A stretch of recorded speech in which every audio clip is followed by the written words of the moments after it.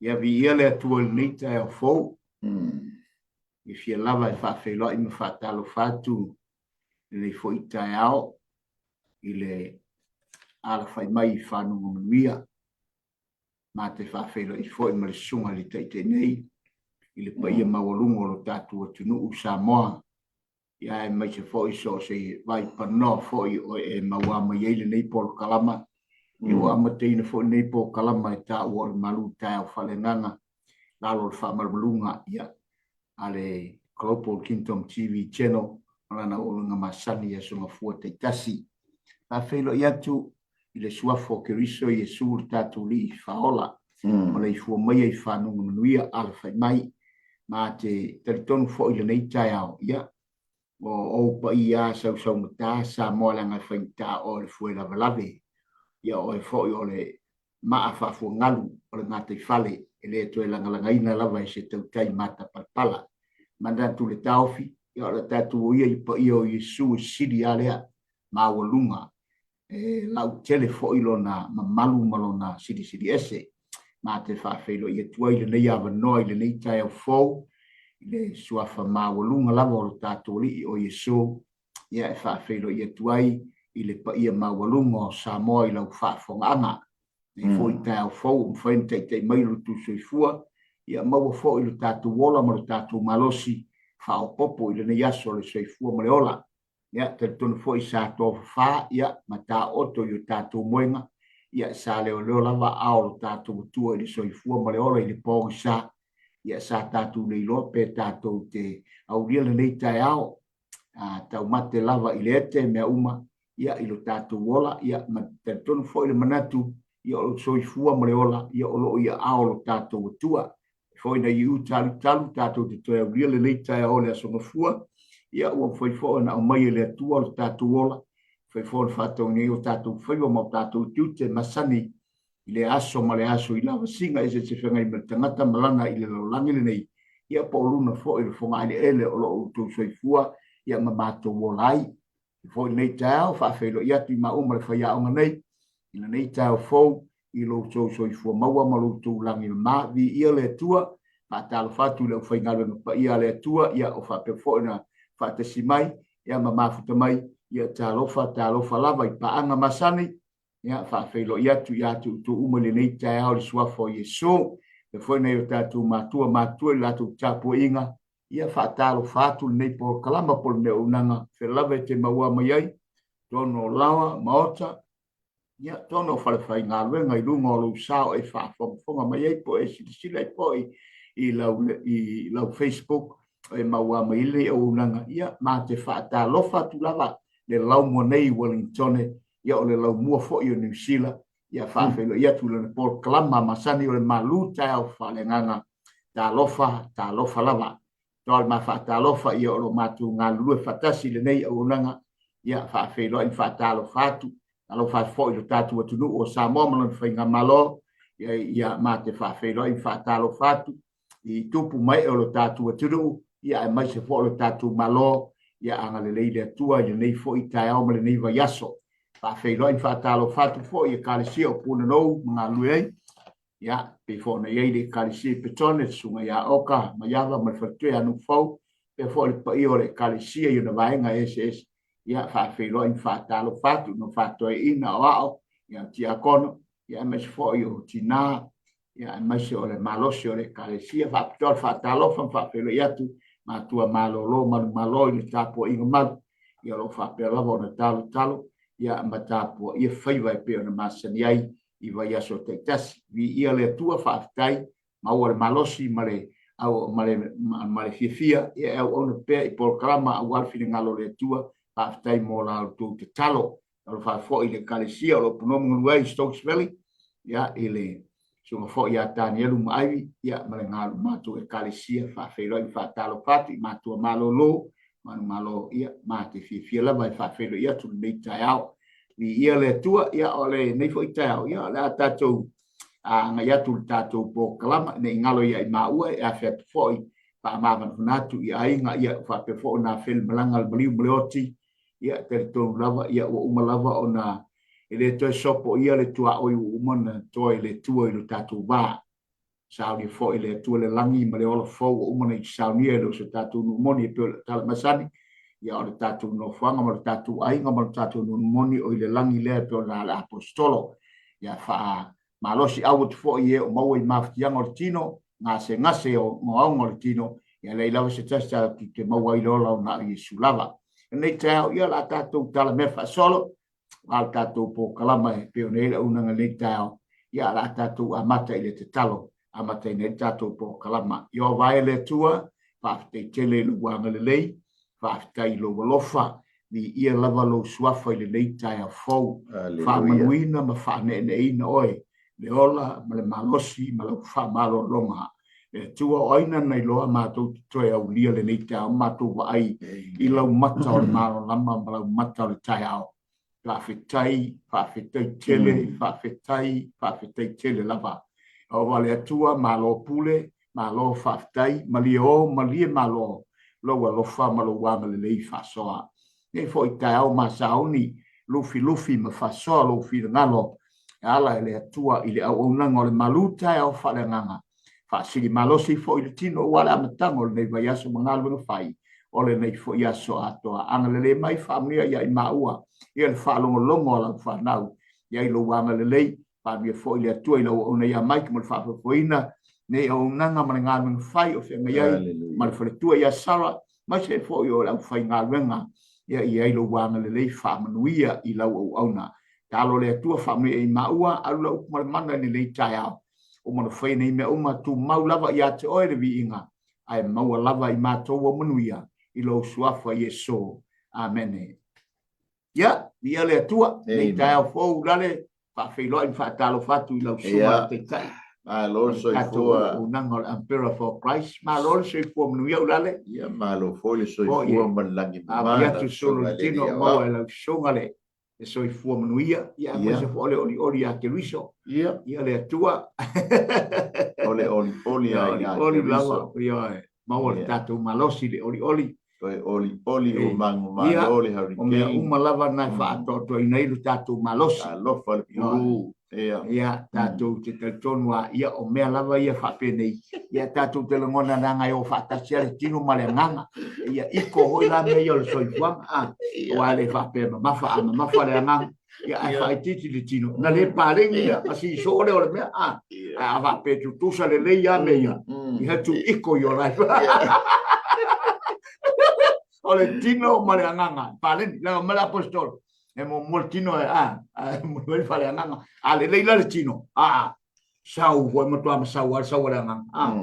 Ia le tu.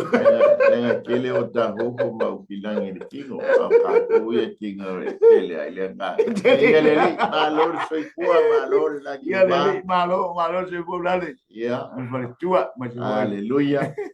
Ia le ri. Olo mana ia le. Suro le la. Ana ia tele tau. Nei le lau mua i Wellington.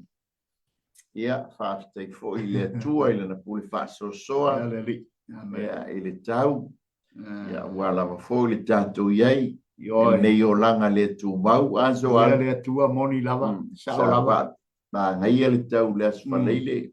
O mai le astona i whaave besi roa mole. Ia, ai toi o lea ne nafi. Ia, toi ma leia le solo la. Whapea fo i le nei tai au. Sao le lei. Ia, ia le le. Yo le lofa na le tua ula le pe tatu ala ya tai au mle aso yo se va benga lo tatu wola e fa tai le tua e apo mali mana ola mana ele fa pe umata mana alu e fa ta mo le mo ke sengi e ai o le ola la vai ma mana va yo lo fa so ma pe ele na fa i tatu ele lo fa tu foi ta mo yeah o fine ia gema fili fatalo tempo vai se foi ele que vai i nos vamos to no yo ele ai anga le anga lofa ele so nga foi fa fe ngai ia na nai fe ngai talo fatu ia ngai alo foi mo ngal wenga foi fola nai ia le tua fina ngalo le ali so fatala fa foi le so ngai perfetta ia ile chunga ile fa venga ia te kalasi Ma lo soifua ma lo langi mamabi ia le tu fa stai ma mai ia fa tai o ngai to te fa ma fana ele angelu fai taua ia tu sai fo no men to po le weekend ia vi ele so ia ma nei ia ai fai mai se ta ma lu tai ao o a se kuka fo yo nei tai ao a so na ta matai le ta au nganga pe o nei fo ile ia le tua pe ia vai mai ia ma lo foi lo foi ngal le tua ta penanga ma lo to foi fo foi pe o nei ile so na fi ia wa voce falava le bolunga le lao ai ia fanga nei la na fanau to fa lu manga fo ia le fo ile manga masia nei ia e pe o nei fo ile so na fi le matango fi le fo le tu ta penanga le foi ngal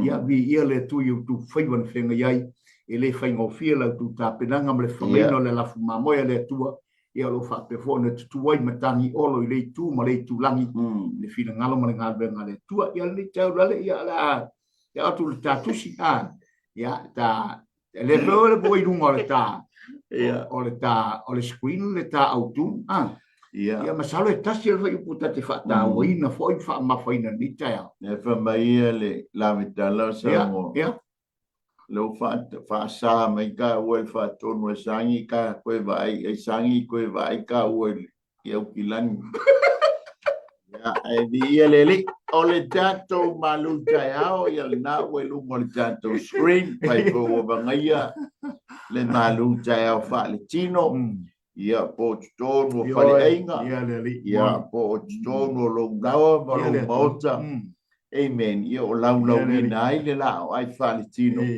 ya e fa tanga mai sina se fulu minute se ma au na tua ya joy ya e ala le malu fa Balu jaya fa le nganga. Ia ono wili ni tonia e te le fa le nganga. Yo moni lama. Le tato tu si fai tau na so. Ia tato si fai tau na lale. Ia le la tau mai fai tau le la fai tau. Ko mai foi e lo sunga te ta. Pa mai fai upo sfur tolo le romanga se fu. Wa fa o la ina ila to umo e bala au le suafa o le li. Wa bal e fa o la ina ila to uma. Ia o e vala au le suafa o le ia famnia mai le tua ia e tu sa mali faita wina o lana fionga so al ia vi ia le ri fa tele sunga ko mai no le fionga le tua e ta si foi o ku fa ta wina e manatu e fa ta wa to ala mata upu ata to wa mai fo ile fionga le tua le ise vai mo le fionga le tua ile fa ta wina mata ua e a no fo ilo na finangalo ia ma na fionga fo e tonu ma na tonu mo pa ia ai wa o mai se foi upu e tasi e fa tu ai le mata tanonga ia ma fola tu malau watu lu mo le lao ai ia wa fo ile malu tai au fa le na pe o le ngole na o le malu tai au e fa tai mu ai fo inga ruenga ma fe au ia e mo se fo ia o le fai ma fa si nga malosi ia wa fo ile usabolinga fai fo e fa fonga mai ki tonu o le fai ngā ruenga. Ia a vea lava le upo le atu po le malu tai fa le nganga le nei tai au. Ia e fai ma mea e tupu ai lo malosi ma lo fia. Ia e te whaalongolongo pe i whiri ngalo le atua malana o ngā masani e peo ne i le aso ma le aso nei vai aso. Ia e o le atao i le ta au tūle na. Tasi le suafa e maua i le ola. Ia, tonu lava o tu singa ia le apostolo Paulo. Pe fona ia tu singa l'apostolo Paulo i le tusi e pe ia na tusi atu i le kare se Roma to ina ilona alona loto ina ia li liwina Roma wa moni lava ia ai fo ni tali tonunga ia ese fo i la tu Roma la tu sayai le malo si anga fo ia pulenga ma tu la fona Roma ia e pe o le tusi atu le apostolo ina ia mana tua pele tala le ia ke viso Yesu ina ia tu mauma ona io ese tangata tu mawina o lo tu sia i tangata kari tonu lo i tonu Roma na i wha maru sia tangata uma i whiri ngalo ma le tala lelei a ke viso Yesu e pina tele tu singa l'apostolo le tu sin nei wha ua tele l'apostolo i le tala lelei a ke viso Yesu ina i ola i tangata uma ma le liwina tangata uma i le whiri ngalo Yesu ia e pei fo i ona a fio mai Yesu i le lalolangi le nei ata mana tu fo ulale pe o nei fo ile autu ia o le suafa le ai e mawai le ola o le winga o le autu o ta fa autu nai o le suafa e mawai le ola ai singo e mawai se ola pe le mawai se ola ya tonu e malama mai o to fo ilo fira ngalo sa mo le tulanga o le tala awa o le suafa le tatou te vava ai le tatou autu e tali tonu e leisa tangata le fa tonu e leisa tangata fa tua e le tali tonu i le ola le ala matala no atua ma le tangata le mawai le ola o le suafa fo i le mawai le ola wa pe on tatou ia le lalolangi le nei pe Samoa i lau whaafonga o le tele i o suafa taua tatou te vava i fo i le tele o le mau suafa ia tatou i lo tonu o le tatou atunu ia o lo ia i nei vai temi o nisi wa tolu le fa suafa ulale ia no fa suafa ina fo i le suafa ma le suafa o le suafa mawalunga ia si suafa fo i le tau fa vai matai ia e pe fo i le ia se suafa a mawase me moilo tai moa ia fa pe fo i tua fale po tua mota ia fo i nai me u fa ingo ia e nai toi in tau wista male fa ingo ai o ingoa ia le te tonu o fa ingoa i nai foi le mamalu le tatu atunu inisi vai nga tau o le tatu atunu i le mea malona mafuanga mea na mawai le ingoa malona tau te tonu foi lau la le nei tai au le whaafonga anga mai te foi lau sunga le whaia onga ta mai tau foi i tūlanga o suafor tangata lea tate tala no iei o le ola lea o le anga tangata e le se tangata o tatu te ilo masalo o le fase fulu ni suafa angata fo ia le matai po se ingoa se tula pale po se tamari i pingata tatou le fa ia po se lima fo inai mo tangata le ale tate tala no ia le tai au le mawai lo ale se tu se singa fa pe ono se fu mana tupu suafa tangata no Yesu na tale mo ile ale fo tu singa ni se skola e o al salau ia suafa e wi ina ye suafa e se suafa e maululunga atu e whaai ngoi na ile suafa lea o Yesu e whatala tala ilo na mamalu o lona paia, malona matautia, malona maualunga a o suafa lava ia ua whapitoama ma taritonu ile tele o suafa e o ile ono sa fulu monu tupu suafa o Iova tatou te ilo ai le tau o le tangata lea tate tala noi o le suafa e maua ile ora sa moi lau whaafonga ia oni si fo o suafa o tatou ia nei vai temi ia o i whamasinonga o suafa fo i o i whamasinonga a whaalonga tu lea ainga ua mawalunga le suafa le te tau no ia ua ave moria oni si fo o suafa o a ina whaitawai nisi ua masaai toto watu tulau sa moi lau whaafonga o i whamasinonga masaai toto ia whaoli maile si esi o ingoa lama o ingoa lama a fisiki o iai se ola i wingo iai moa. A o tatu tala noa i le suafa lea. O lo tatu tala noa o le suafa e maua i lola. E te tone leo whane ne fui lau whafonga samo.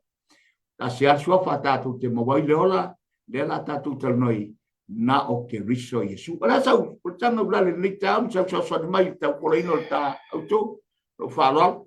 Ya, di ele. Ka stai mo le tātou mari tai au whale nganga le ni tai au. Ia lili. Ia pe ona whaautuina ia o le soa whaitasi e mawai le ola. O tasi e whaamonia ngā le atua i o tātou fo i atunu o Samoa. Amen. Ia lili. O le tātou tofi ia o le tātou lau ele. O tātou tofi foi.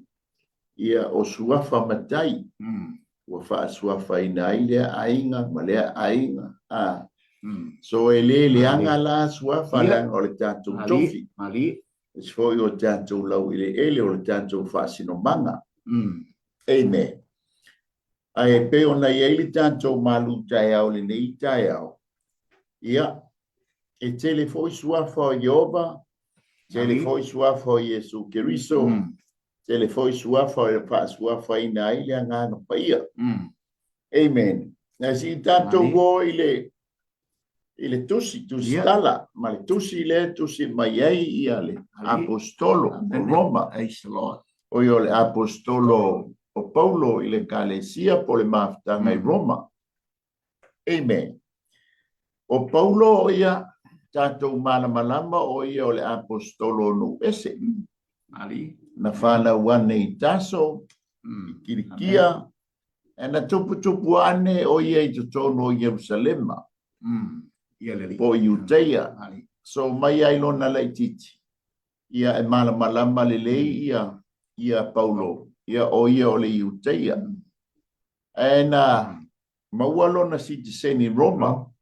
E ia fo tātou te whane la wifo i whangamalu i sawai. Ia ale o citizen i New Zealand.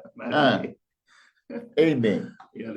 Tama voi lea sa awina i le a onga whaarapai o i whaleseio. O le tūla whono. Ia tasi lea a onga mawalunga i tono Judea. Lea sa onga i Paulo le tūla whono. Leva mai ai Paulo. Ia o au le whaleseio. E leo se whaleseio le anga la. Ale whaleseio le lei. Mari. Amen. Ia o le tusire nei a Roma. O le malanga lona tolu a Paulo, lana malanga wha missionari. Ina ua tau no i Corinito. O Corinito la leanga tusi mai ei le tusi. Ave Roma. Amen. E na tau sa ilisa sina te momolina le tusi le maftanga i Roma. Ona le vai tau le i Roma. Ele mawhaia ona whaongaina ia le whale meli. Le tufa le ave meli. Le public po tangata lautele. Ngā o tusi lava e whaongaina mea tau le malo e whaongaina i whale meli. Ia awale tufa ino meli whale malo a Roma. Ele mawhaia ona whaongaina i tangata lautele pe ona masani ai tātou whale meli. Vai tau ia ele mwhai. Ona mawale Paulo ia le tamaitai ki a kono. E whai pisi nisi. O le ala e tā pena lana malanga e alu i Roma. O le ingore tina o fipe. O fipe la e whai pisi nisi. Dala e tā pena lana alu i Roma. Ia o tūlanga wha pisi nisi. O ia la na alu maltusi le nei i Roma. Ai le mafutanga i Roma. Amen. Na ave ye wabala awina. E avea masui o Yesu Keriso. I totonu a Roma. O e la ma. Ia o suia Keriso. I totonu le nei atunu tatu yai. Tono le nei lalulangi o tatu yai. A whailana ave le tusi i tangata ia i tonu Roma. Ai o mai le vai taimile nei. O le wa mai tonu ale tusi i ante. O e maa. O tangata ua whai masui o Keriso i le lalulangi. E iei la oe maa ule nei tae ao. Amen. Whaafitai le atua. Ia o le amana ia o lo tangata mo matatu tangata. Ia e whai masui o Keriso i le lalulangi wa mawai atu le to asfululua. Mawai atu le to fitu se fulu. Na to fia Keriso e whai masui o ia. Ina ua maliu maa fio i le langi. Awa o mai nei mai tau. O oe la maa ule o tusi mai ele tusi. Amen. Ma wha manatu, ma wha iloa mai, ma toe fangu ya te oe. Ele ia se sua wha tātou te mawai le ola. Ia, o le tangata lea whai tātou ma tātou te muli ya te ia. Amen. A sua whai ia wha le atu no, ia lang o le tātou tofi. O le tātou whasino manga mai le atua. Amen. Hallelujah. O le whamoenga na tusi e le tusi. Le ngata na ave i tangata Roma. Ai a mai a te tātou. O le mana onga sa iei le apostolo. E fia o i tutonu o le mafutanga. Ai ono le pisi tele o Paulo ia na malanga. Amen. Nā lai ona le o i tutonu o le mafutanga. E na whato a o ia Paulo i tutonu o Roma. Wa mai wa whaafale pui wa mea wa ia matanga ta pango ta. Longa winga, wa le isa sa o le tonga. E o ai Paulo i tutonu o le mafutanga. Amen. Au lana tusi. Ai le whaapea na pe ai le. Le peni a Paulo. Ia po o le vai tusi le tusi. Na moni mai a le wo mai a oi ma o le nei tai au. Praise the Lord. Praise the O le Lord. fa mo po le purpose na tusi ai le tusi. Ia fa alia i le mafutanga o le fia asi atu le apostolo. Ma ia maua ai nisi e fesoa soani le apostolo. Mo le fa lau teleina o le fa o le tanga. Amen. Te maua i o le Roma su lima vai po lufu fa. Yeah. To si le lufu balu ma lufu iva lona lua. Ia o hao le fa bae au tu o le fa o le tanga. Ina ia te i tangata i utaia. Ma le la tau talitonunga. Ma tau lio tangata i utaia le atu faso e sa le tala inga a Paulo. E le ato atoa le fa o le tanga. Pe a le tau si le tu la fono. Amen. A le talitonunga le moli e Paulo e tusa ma le alofa tu noa. O le alofa tu noa e tu to tasi e te maua ai le fa o le tanga. Lona tolu. Fa mala malama le talitonu o tangata iutaia. Po le te ena tangata iutaia o le fa o le tanga. A ua maua ai le avanoa tangata tu nu ese iai Roma. E iai foi oe maa le nei tai au. Tātou te mata ai le ngale ai o le whina ngalo o le atua. Ua maua ai se tō whā. Ua maua ai se wha sino manga. O oe o le tangata nu ese mai tātou o tangata nu ese. Ia maua i wha manianga ia. Le fola mai. Amen. Ma tau lia o le whima le autu o le tusia Roma. E ta uami o tonuina oe maa o le tangata o nu ese. E ala i le whaatua ia Iesu Keriso. O ia o le atua, o ia o le alo o le atua, na maliu, tanumia, matoe tu mai. Amen. Se lele a mai ai le tātou. O le suafa le tasi le tau tala atu le nei tai au. E se le mainga e Paulo i oi. Tusi lea, pai upu le sumtonu. Amen. Praise the Lord. E whaonga mai e Paulo le upu e le ni e taua o le Kurios. Ai i le upu e pelu. E taua o Jehova. Amen. Le te maua i le. I le yoelu na i lua wha pa tolu lua. E i ufoi ina whao la ina i la tau uma. O e vala au i le suafa o Jehova.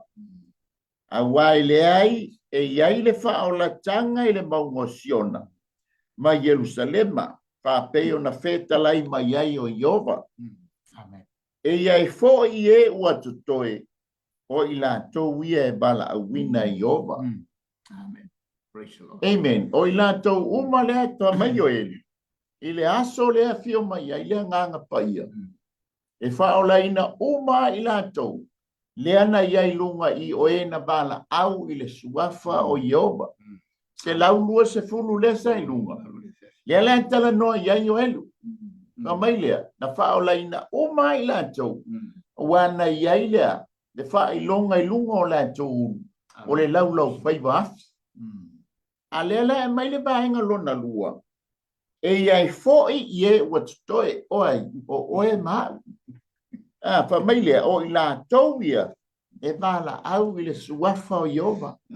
Le ala iai oe le vai taimi le nei ma le vai tau le nei. O i tātou le fa me iai o ioi. E iai e tutoe o le tala noa i ati oe nu ese. A tātou vala au i le suafa o Jehova. E whao la ina la tātou. Amen. Peila ona iai le whai upule whai upule iwa. Whai mai. Whai e tau tino. Amen. Peila ona whai mai iai le ke nese le suruiva whai pelu wha. Le suafa le o Jehova. Le wha mai Paulo. O le wha mai ia ia le tuspai. O le whao ngā mai e Paulo le upu e le ni o le Kurios. O le upu e pelu. O Jehova. I le whai upu i ke nese la suriva whai polu fulfa. Le wha mai e whātu tō ifo i Jehova. Le ua i lunga o so toma ma komoro. fa mai fo ile fa tusa il salamo se lau se furva mo wa tu le mai le afionga yoba lo wali fa mai le ma te yo lo furu lo fa fa wa fa yane le li lo wali e te no fo ile tu se che mata ye e pe o Yesu le au mai e Roma o le tala noa ya Yehova le fenga ina tuai ai tu sa la o Yesu o yo le tua o le suafa la le fa mai e Roma ia tanto mala au ia te ia e fa o la ina la tanto se fa so ni tu le so ia le tua ia ma tanto wa ngai ia tu ai lo tanto fa so la lo ia le tua la lo sa le sa no ang alfa penga ya va i sili suafo Yesu suafo o le no tanto te le hurricane foi tu malo moni sa le ia sunga ia o mea ia ti mea fa no ma fai foi nai tu ia sunga la penga tatu da fionga le tu mori ori tatu do pole tu aleluia ia tu malo le sunga al fai malo sei fua ba ya yo sai pen ia le tu malo fa tai lale ia le tua I lau foleina o vaenga e pe ona whaama nei si vaenga o le tatu si whaitau ma le whai upure a tatu whaama whaina ma o le saunanga e pe ona iai perfectanga ia lea e whatau nuu mai a I tusi nei ma le whenga fau pe ona perfecta mai fo ia perfecta ia la iti ia le whatau nuu ina lawa e pe ona tatu ai le papsanga le nganga pa ia dato vai foi mal maurungo le tatu ai ia e pe ona fata ua le ola lea o le suafa e mawai le ola te ton samo e le aia se singoa e pe o le tala Ioane e fafa I pos fuma le rua e le aia se singoa o iai le ola e le foi se singoa I lalo le langi wa fo ina mai tangata e mawhai o na whaola I nai e pe la o le autu ma le ato tanga le o le tulanga e pe ona iai e fina ngalo leo le atua tau whailo mai le apostolo e pe ona whaamamaina le whaia onga nei tau vaenga ia o le tūlanga tono tu se singa le apostolo I le tusi I a Roma ne e whaamarusia pe won tātou whalonglong fo I le lua por kalama na po I le ufi mata lea po le veo le punitiai a wape o le tele na o le sa ia isa wa aia I tūlafono ma tūlanga I peona o la ia te tonu I fo ia te tonu ma sa I tūlafono maurunga tūlafono le lato wai a pe o le mana onga le apostolo ina ia te tala e seina le ufimata le a ia sa o le wawa ia tangata malatu loa le ia tūleona ma malama malatu loa le le tangata le e mori o mai tususinga le apostolo o Yesu o ia o le ola ma tatu te tonu o le alawa ni whaafita au li o ngaonga le soifuanga ma ne tūlanga o whaafati ata mai o le ola nei e sofa I ailo tatu ola ma le tō soifua e le aia se suafa ma o le suafa fo I o na pō tātou te tali e tātou te tangi atuai a tali mai ai tātou I o tātou pua ngā o ni o tātou mawhatianga o ni mea tātou te mana o mi ai le lana soasani o le aia se tasi tātou se sulufa I ai tasi a le ola tasi a le suafa tātou te mawai le ola ua na o Yesu lava na fio mai lava o ia I le lalangi whamai le tala al tusipa ia a Ioane e tolu fa e po tolu suluono o le whaatua tua I le alo o ia te ia le ola le mori atu o Yesu o le ola a o le whaatua tua ua le ia te ia le alo le ola a o le alme le ia te ia toa sao le tua a whaila tātou te talia le ola lea o Yesu lea o ia o le ola e ta taula o na tātou talia le suafa lea leanga o le suafa tātou te mawai le ola tātou te mawai le oli tātou te mawai le fia e le sesi tātou te to o manga I teimi o mawhatianga o le ola nei tātou iai pua ngā o le ola nei ma soifuanga I ti ngā e o mai mawhita o ai tātou te mawai le ola na o Yesu e te le maua I se whaipele e te le maua I se tangata fo I lea o se fofo e te le maua i se si skola e te le maua i se profeta e te le ai te maua le wha malolonga e te maua le ola e te maua le saolotonga i le tangata lea tātou te tala no i e tāo nei o Iesu o lona suafa menen whai tuai mose i le tua o te le iloa nā ai wha mai o ai la re ngoa o te alu wha mai le tala le tua alu e whai ai o au o le ola o le ola o le ola lava mea nai whai noa e tuai a te i tātou whai lia mai a te i tātou e le aise suapa tātou te mauai le ola ma le saolotonga ma le tātou malolonga i mawhatianga o le tino e o mai Samoa wa na o Iesu tātou te mauai le ola mai ale tala i a Paulo ma i a Peteru mai ane te mino atu ai a reisi pipiri foi le aisi mai le pipiri whatonga i ni mea lofa le watu ia amaia i le ngā ruenga wha i le nganga pa ia mana ngā ruenga i le temile ia o ia Peteru foi le mana e ma le pule le authority ato toa i la wa apostolo la tu te fatino i ngā ruenga ia le alava gai a ngango mai si pipili masi mai ia maua sana mea i tamai ia ai e aisia le ale tala e le aise mea o ia i mau pili e le aise mea o ia te i maua ai tasi le mea o ia te i maua le mea lei le au so le mea lei a pete le ase mea o toa tanga e pete ruma ma e pete ruma yoan o lai e iai tamaia le suafa ma le mana ma le malu ato fa mai tala peteu e le ise mea o ia te i maua se ma ario o se auro e te aisi mai ai po se tupe ma te abatu ia te e wata o isau mea ai tasi le mea o ia te i maua o le suafa o ke riso Iesu ma nei a te aura tanga siau mea te e te tala atu i le mea le whapela le tangata ai se mea lofa po le ase mea vatu le mea lofa so le matau tia le mea lofa o le mea le vatu tasi le mea mauai le ola ma te vatu ia te ore ma mea lofa le na vatu ia te oe na o le suafa o ke riso Iesu le Nasoreta tu lai ia masavatu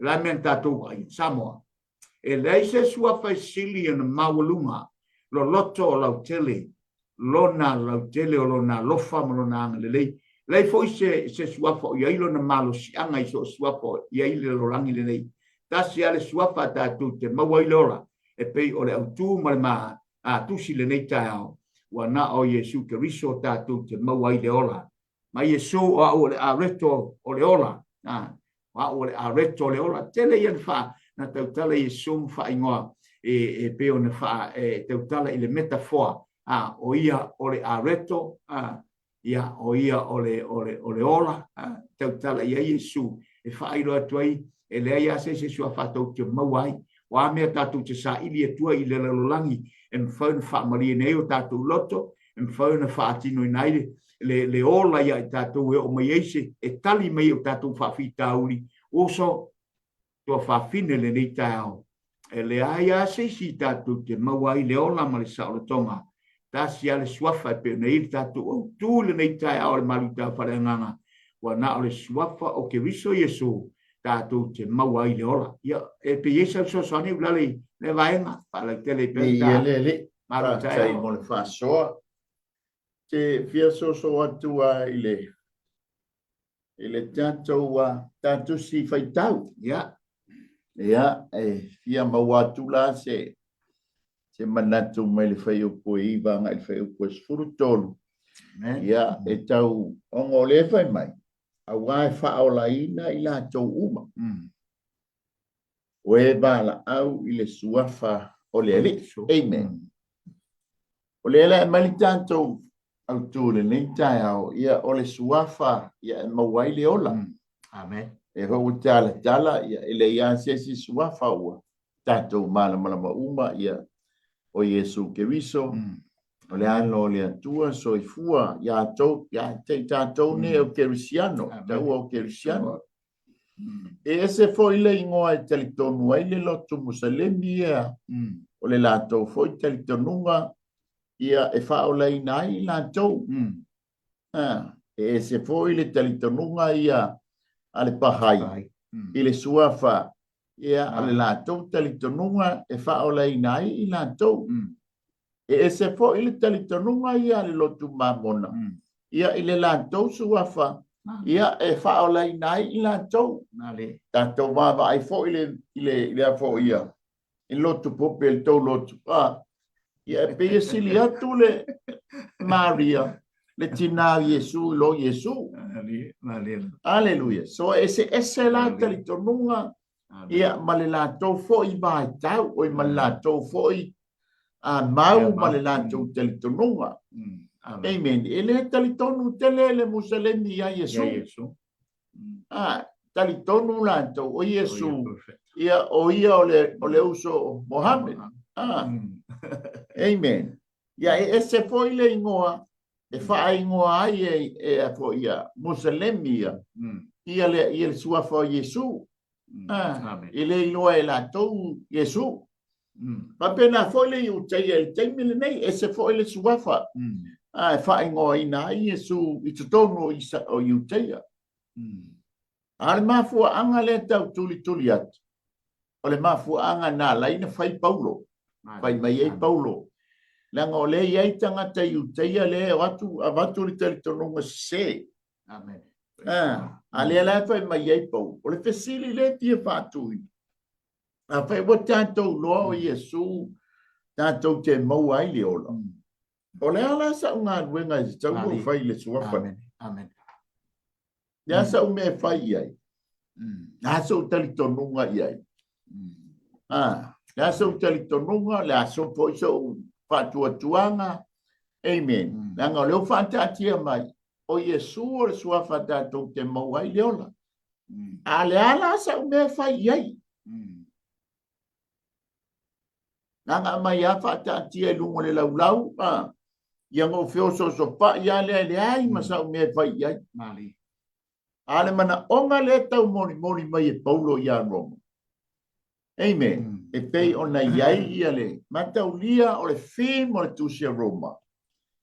Justification by faith. Amen. Praise the Lord. E tau ami o tonu wina i tātou. Amen. A wala ilea i e whaatua ma le talitonu e le suafa la lea. Po le tangata lea o lona suafa o Yesu. Amen. Praise the Lord. Amen. La wala le whaatua. La wala le talitonunga. Le fa me il fa upo iba. Amen. O le tātou a wala tau whaatua. Ma le talitonunga. Mua. E te tau na tātou tau tino i o tātou mutu. I le tu tangata le suafa ia Yesu. O ia e mau ai le ola. Te ale teimi e tātou te tau tino ai. O le teimi tātou te whai ai te tālo le wha o le tanga. Amen. Ina ua talitono o tātou loto. O tātou ia Yesu ke riso o ia tātou te mau ai le ola. Talitono o tātou loto. Tonga lai tau tino o tātou mutu. O le whainga o te tālo le wha o le tanga. Ai talitono o tātou loto. I le tangata lea po Yesu. E mau ai le ola. So e whai, te taulanga whai sa tā ngā luenga. Amen. O le tā ngā luenga la. Tātou tino. I o tātou mutu. E tāu le suafa o Yesu ke viso. Amen. Praise the Lord. E alanga tātou tata. Ona wa ia te tātou le whātua. Wa ia te tātou le talitonunga. O Yesu ke viso. Tātou te mau ai le ola. Amen. Praise the Lord. Amen. Mai lor whai upanga lona lua whai upueiva. Talitonu i o tātou loto. Pe aro vaiat. Talitonu lo tātou loto. Ma tātou whātua. Ona tau tino mai lola i elea. Ne lefa mai ai Ioane. E lei se si suafa i lalo le la. E lei foi se si suafa watu ina atu i tangata. E ma whai ona whaola ina ai. Whai la tātou te talitonu whātua. Ona whai lole o le tātou tau tinoma. Ia le tātou tau tinoma. O le tātou talia o Yesu Keriso. E whai mali i ma whaola. Pela ona whai e te tālo le whaota. Yesu o au o le tangata na sana. Ai katala atu lo loto. ina ia e a fio ma ia ma fio tu maua ma fai ai oi mo wali mo o faola ngala o faila ngalwenga o le talia o le suafalia tatou te maua i leola amen amen le va mai ai le fa pule e se fulu awa o le loto la e tali tonu ai Toko ao mai lole o le ami o tonu. Ai a fai a le tali tonu le loto. Lona winga. Ele ai ala se ami o tonu. Tātou te le maua foi la le ola. Amen. Ai ina ua maua le ola. Ona ua tali tonu o tātou loto. Ma tau tino o tātou mutu. Na whaatu wina mai e tama. Yesu ke wiso. Amen. Amen. Pa mai leo le fai upule se fulu banga lona lu. Awa o le mutu e talitonu. Mai ko ga o mai la le ola. Ina ua fai lau tau tinonga ma le tātou tau tinonga. Fai lau ngā luenga ma le tātou ngā luenga o lea. O le faia, o le tatalo, o le faa o le tanga. E faa ulu fale mai ai Yesu tonu ia te tātou. Ma ade ai o ia mo tātou li ima faa ola. Fato a maua lola ia leo leola. Amen. Awa o le taritonu, o le loto e taritonu e o mai ai le ami o tonu. A o le ngutu e tau tino. Amen. Wa o mai lo leo leo. Amen. Ya, o se le so soani so alo. Alo fa teila le mol faso, mana ia faso, mana ia so soani mai, lo sunga. Ya mana ia awa e pe o waenga ia fa maonia mai ta mauri la lo male ta utu. E pe ona e o to o mai fa yupuia e ma fa ina fa ma mai nei le ta utu le.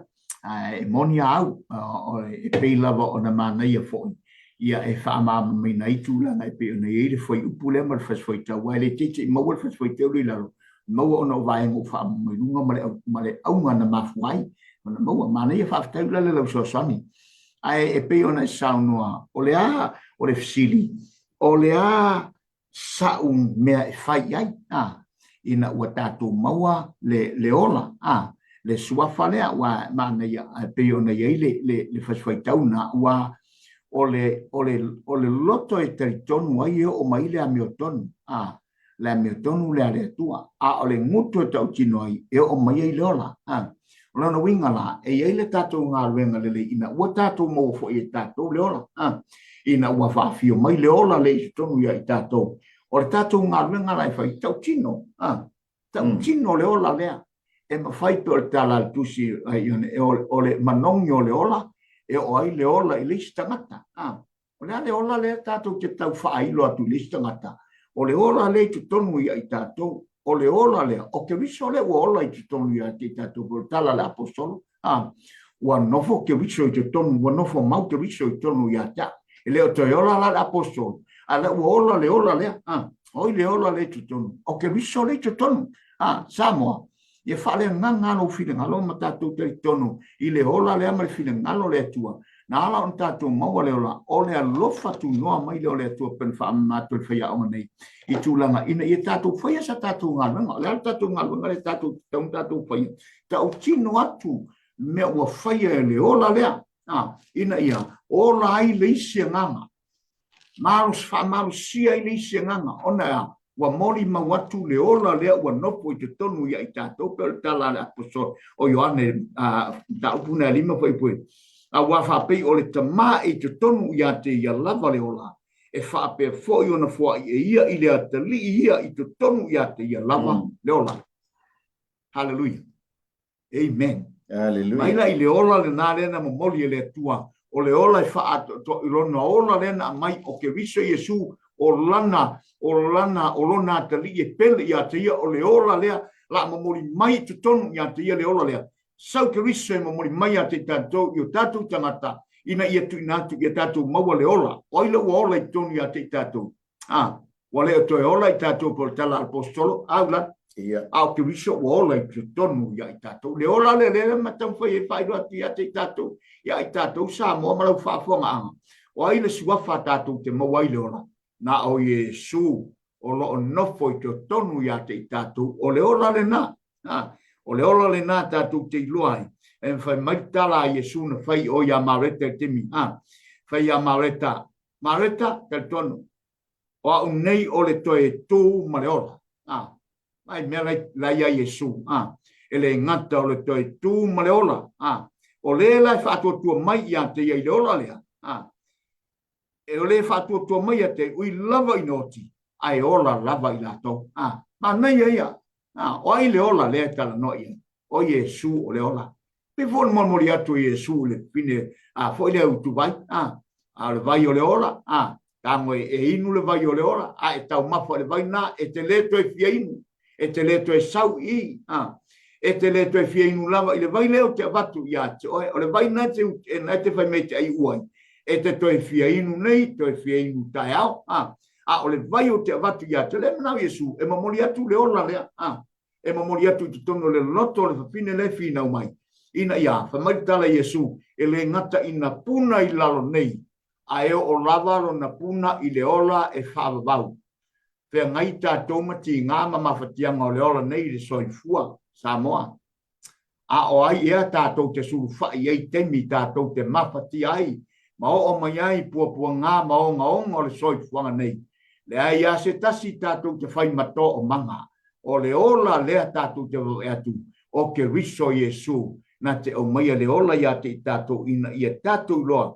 O na tātou te tonu pe matala Ioane lusu tolfai pe toltasi o atu sia ia mea ne ia te tonu ai o to i Yesu Kristo lava ia o le alo le atua ina ia maua foi le ola i lona suafa le ai a seisi suafa o ai suafa pe ona whailo atu e whai aunga nei suafa o atua e au na iai lea vaenga ma lea vaenga le ai se suafa na fio mai langi ma toe wifo ma toe lua i langi na o Yesu lava le suafa na maliu ma toi tu mai e le toi tu mai ia Mohammed na e te oto o le ola lea na fio mai le lolangi na fio na maliu le tunga mau toi tu le stolu lai fatali tali mai mo i tātou le ola le Samoa o le fina ngalo na le atua mo i tātou ina ia tātou loe le ia se suafa suafa o lotu suafa ingo ainga suafa le tāua ia mea ia i tātou le suafa e moli ia te oe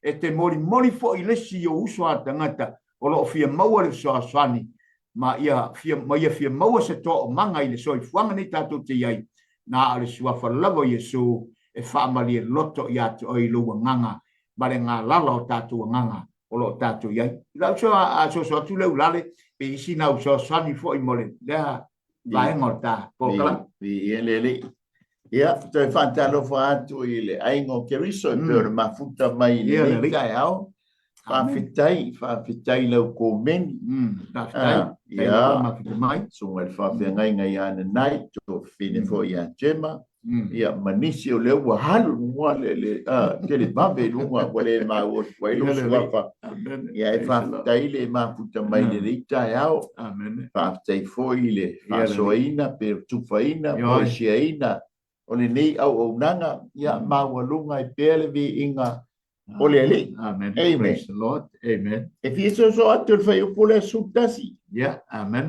Praise the Lord. Awa ua whapea mai le tusi. Ele maase tasi e whatua tua ia te ia. Awa ele ese le iutaia ma le ele. Awa o le ali e totas. O tangata uma whaula ilona lofa ia te ilato umalaba. Oe bala au ia te ia. Amen. Praise the Lord. Amen. Le mana ia le whapiritania o le pule sultan. That whosoever believe on him shall not be ashamed. Oh, amen. Longo vingo la tala no mai. Wai lama le tangata. Ali. Amen. Wai lama le tangata. E tali tonu. Wai foi le tangata ua tautino.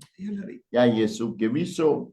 Wai foi le tangata ua whātua ia te ia. E le te taula o na maa. Ma taulia o le tala noa i le au whātua i oi Roma. Amen. Ma taulia o le teimi fo i lea ia o le ma tauti o le sāwanga le tangata ta i lea o le emperor lea o le emperor a Roma o Nero.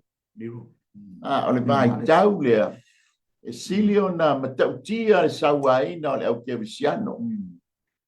Ma fuanga foi lea na lai o na loka Paulo. E fale pui lo ia Paulo. Ona o le talitonunga ia Yesu Keriso e mauai le ola. Amen. O le ala e fautua ma poa i Paulo i le mafutanga i tonu o Roma. Amen. O i lava le tangata e faatua ia Yesu Keriso. Malana fa o la tanga. Amen. I le te tau na ma e lua vaenga le au mai ai o le fefe e tau tino ia male fefe ne ia fasiotia le kerisiano o mai foi lani nei vai tau ia e tofu ai tātou ma le tūlanga tātou te fefe ai o isi fefe ia pie mai tau o ia o le kerisiano i lumo le whapot mafutanga tūlanga whapea i le tātou se o manga o lesi fo o le matua malosi ai o lo da loto e whailo o ia o le antali whailo o ia o le afine o le atua amen lango le tau tino le fo i le apostolo amen o le la angele tusi ya Roma tau tua nga awa tau te fefe e le fai ngofie i oila le alme la fai ngofie o le fai ngai ma le felu se tulo aleluia vai tai mi fo i lea i loa e Roma ia o le tanga te teliton ia fasioti pe fasala ia pe ave fai ngai ma manu fai ai ele fai ngofie dia vai tau ngai e Paulo vai fo i lea ia se te mafu anga ele inga loka ai wo loka ona ole mori mau ya Yesu dia la mai ya te tatou le nei vai tau o tatou ye o tatou mo o sa o tonga o tatou teritono Yesu tatou te mau ai le ola ia ona fapu mo ale o lo langona mo lo malat wale ese avanoa e tu fai pe fa so ai le suafa ma le matautia le suafa o Yesu Keriso ele la titi le opuma amen e la utele matele le winga o le mai fa so ai le upo le li e foi nisi o tau mia le fa so amen ia ona o le manatu foi lele wa tanga te fa tau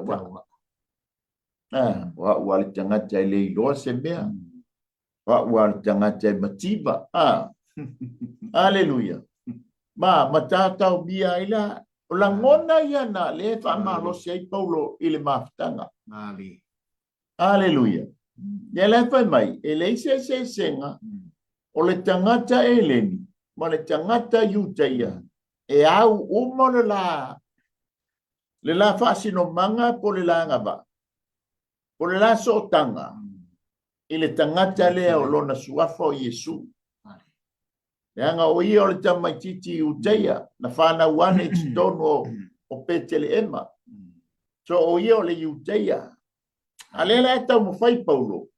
Ise awala ma whai ngofie. Ise awala whai ngofie. E tau mo whai ai.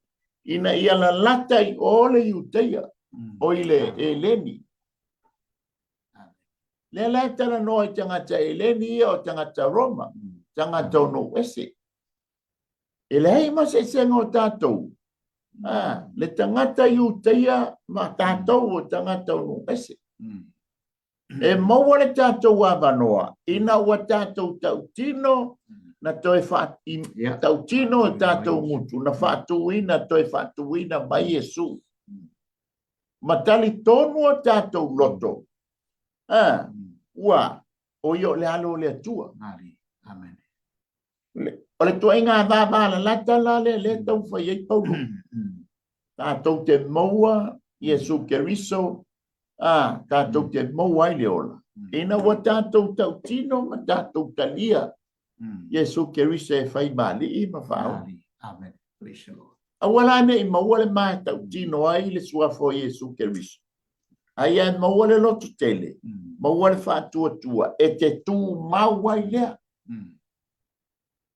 Amen. Mai talia le iu taia ia langa o tangata o whiangainga. O tangata tātou leo nu esi. O le tau mawhaise awale pipi ai oi whamani a ngali nu. Ai le isi si awala langa le o komiki tātou i o.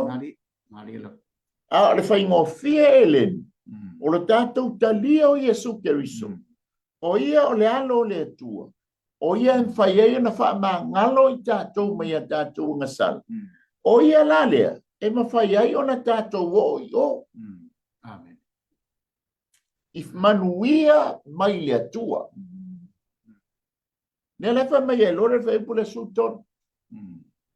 A wai wha o laina i la tau uma. O e wala au i lona suafa. O e wala au i lona suafa. O le tangata talitonu ia Yesu Keriso. O ia o le atua. O ia o le alo o le atua.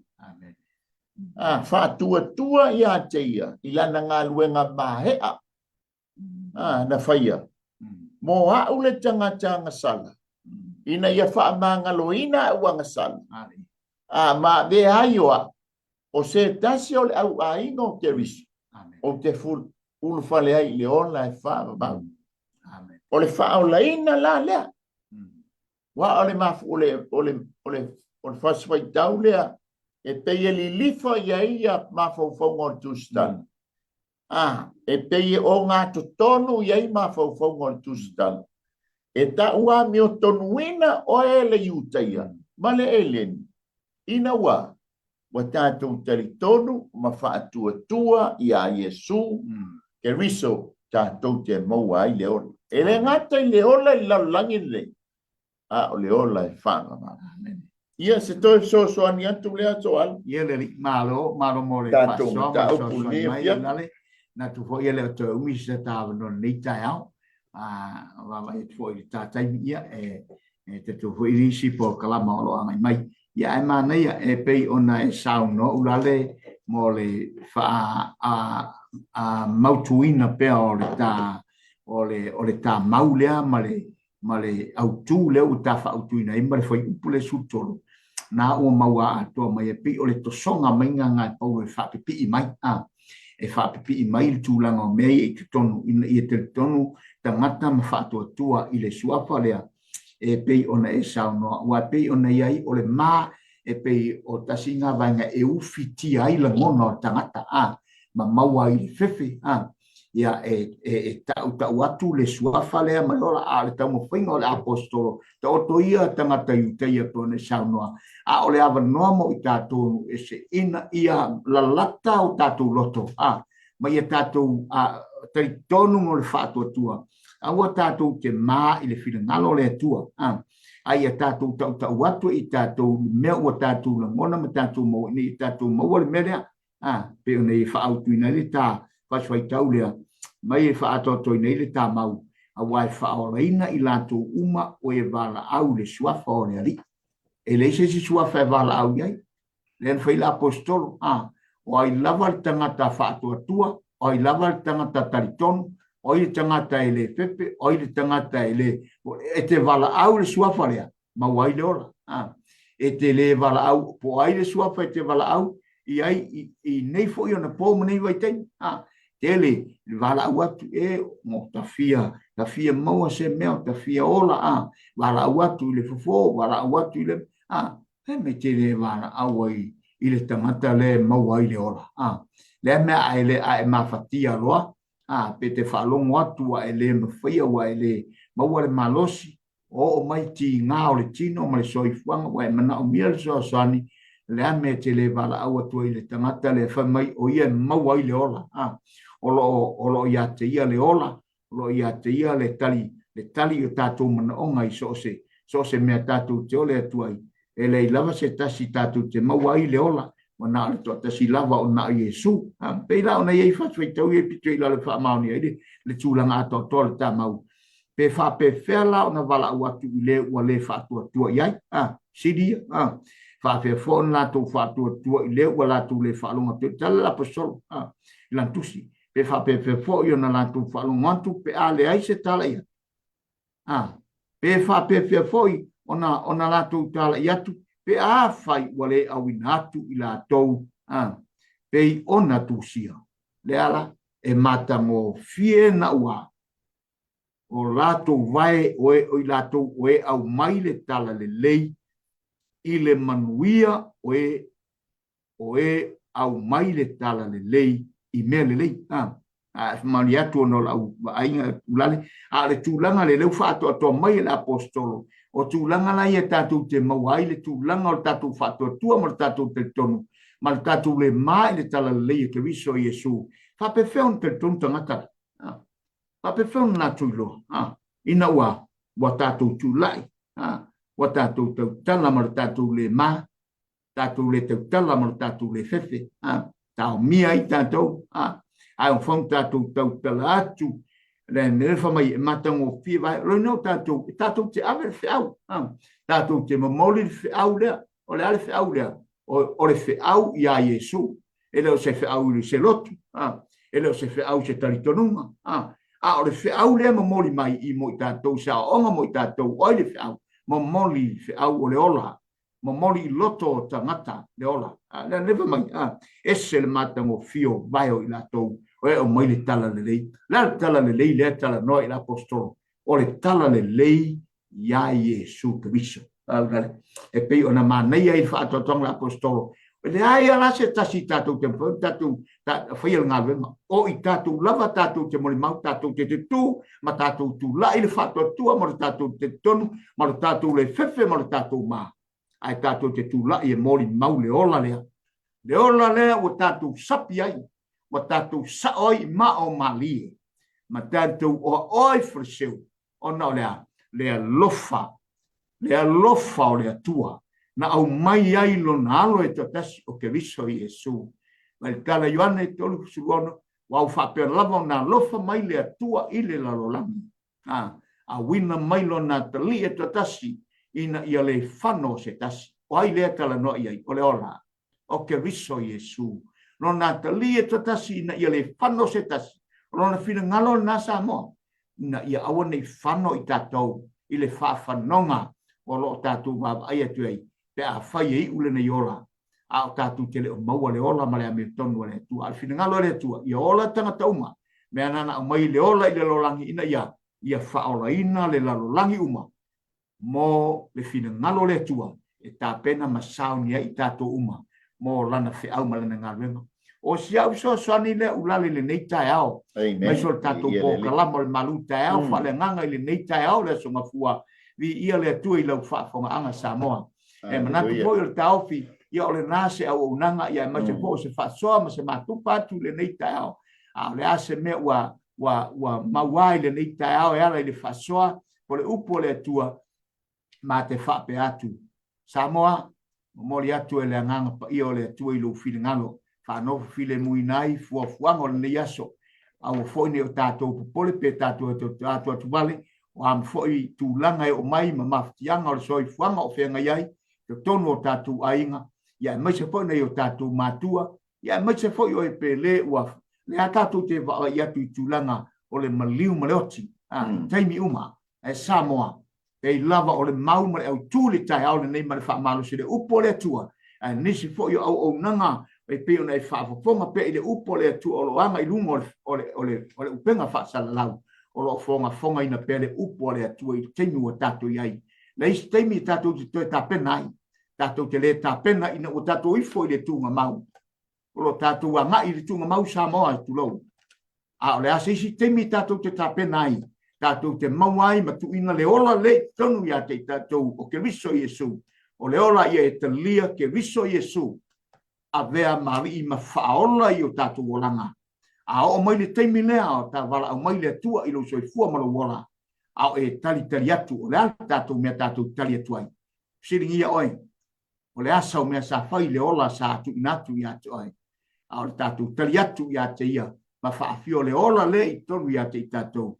Whaato ina i leo le whina ngalo le atua i le lalolangi le nei tātou tu Samoa.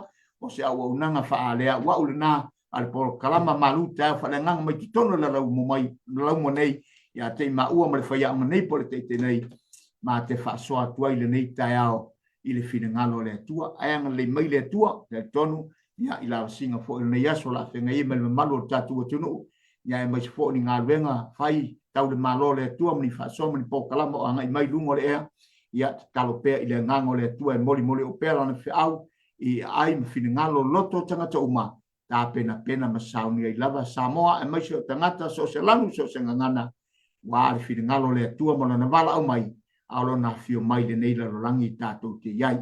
Mātou manatu le nei tai au, ia, anga leile atua whaatasi mai mo i tātou le nei aso i lawa singa ese, ia malutia lo tau so i fua mara tātou wola, anga i tfoi nisi o pōr kalama o anga i mai, ia whaamanua le atua e te ratu le sunga lale peise. Le whaafutei, whaasolu, whaaumolori tātou kalama. Ia, manatu, ia, awana i, awalava nei polokaina lau Facebook, mata ma mai moa mai ia fo ni po kalama o lo anga mai fo i le sunga i le whawhenga ia fiu mai Samoa ia mai se fo le unanga malosi mai au klani nisio au na le tua ia mai se fo le tatu mana i mana wa ngā ruenga ia whiwhi au lan ia tau tua mai fo i le au na ia e peo le sunga ia vai o unga mawhiti ia mai le maunga ia e peo ona ia wainu i mata i lana unanga masani i mana wa ngā ruenga ia ai fo i le nisio po kalama ia ai ma fai mea tu fo i pe nei le fia na nei i tatu po kalama fai o le asonga fua ia ole lao ai o le topu tuli matai mai le vaenga o le tatu ngā runga fai le nei aso i wale fili ngalo le tua ia mati i pea lo tatu wola fale nganga ta pena i tatu mo le wala o mai le tua o le maa tala le nei tau e mai lo wau ia la fai no foi tatu i talo nei tau tātou i fo matalo. Lea tua, whawhetai tele, whawhetai i lau ngā luenga, i lau whiau o lau upu, na mātou whalongo i le nei tau. Whawhetai a nganga paia, i ia lava lo suafa, whonga fo i lau aturu, ia o lea fo i se mea ua mātou maua le nei tau ala ia ua whionga paia, ia te mau i o mātou loto, ia nofo whale i o mātou loto, ai ma whingalo tangata uma, lau whingalo e tāpena pena e whaafetaia i ti ngāma whainga tāo le soi fuanga, ai mai so le savalinga o mata savalia o le nei vai aso e le whaingo pie. Tālo whaamunia mai le tua, whaamunia lau o una te tais, sunga ia mai pureta, ma le whatua ia sala, ma le unanga, mai se lau whai ngā ruenga, ia o lo lātu tūmai nā vaenga o le ngā ruenga, e le wanga leia o auna, whaamanuia, mai se fo i mātou umai lava singo le neas, whaamunia lau o nei te tai, e le wanga le leifa o ina pēli tumu, ma le whaale nganga mai ato ai, a wale tai ino nei foi vaenga o whingalo. Tame ma ua ni aso, tele so winga i lu suapa Yesu. Amen e ma amen. Ia te mau nei le lau mo nei Wellingtone, o le lau mua o New Zealand, po Aotearoa, ma te whapeatu, whamne tele le tui la singo le so, tō whāso i fua. Lo whātu, fiu, ma se foi mai pureta. Ia, le li.